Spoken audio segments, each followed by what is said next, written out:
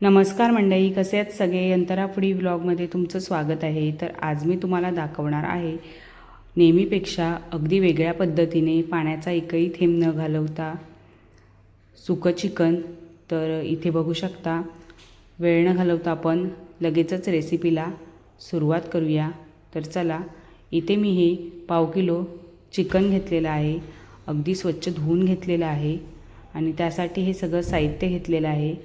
Tomato घेतलेला आहे, लिंबू, भाजकं वाटण घेतलेलं आहे, कोथिंबीर घेतलेली आहे, कांदा घेतलेला आहे, उभा लांब चिरून घेतलेला आहे, त्याची चव छान अशी आपल्या चिकनमध्ये उतरते।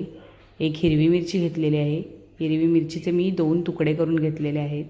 तर आता आपण चिकनला मीठ आणि लिंबू लावून घेऊया आणि लगेचच हळदसुद्धा मी घातलेली आहे, घरगुती लाल तिखट घातलेलं आहे, धना पावडर, गरम मसाला, चिकन मसाला, भाजकं वाटण, कांदा घातलेला आहे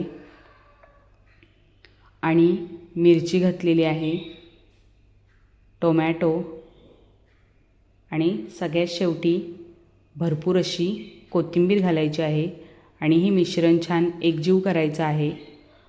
तर इथे माझं मिश्रण हे एकजीव झालेलं आहे। तर आता आपण गॅसवर कढई गरम करत ठेवलेली होती, त्यावर घातलेलं आहे मी तेल थोडं या चिकनला जास्त लागतं। तर तेल आता आपलं गरम झालं आहे। आता मी हा ठेचलेला लसूण घेतलेला आहे, इथे बघू शकता हा सालासकट मी लसूण घेतलेला आहे। याची चव तेलामध्ये छान उतरते आणि मग चिकनलासुद्धा चव आपल्या छान येते। तर आता हे आपण घेतलेलं चिकन आहे ते या तेलामध्ये छान असं फ्राय करून घेणार आहोत। अगदी मस्त एकसारखं फ्राय करून घ्यायचं आहे, कारण आपल्याला पाण्याचा एकही थेंब ह्या चिकनमध्ये घालायचा नाही आहे। नुसतं वाफेवर आणि ह्या तेलामध्येच आपल्याला हे चिकन छान असं शिजवायचं आहे। त्यामुळे हे असं छान असं एकसारखं एकजीव करून घ्यायचं आहे। तर इथे बघू शकता मस्त असा कलर आणि मटेरियल परफेक्ट झालेलं आहे। तर आता मी झाकण ठेवून अर्धा ग्लास पाणी वाफेवर ठेवलेलं आहे। तर जवळपास इथे 10 मिनटं झालेली आहेत आणि छान असं आपलं चिकन शिजलेलं आहे आणि मस्त असा कलर देखील आपल्याला आलेला आहे आणि बघू शकता इथे, आणि चवीलासुद्धा तितकंच खूप सुंदर असं झालेलं आहे।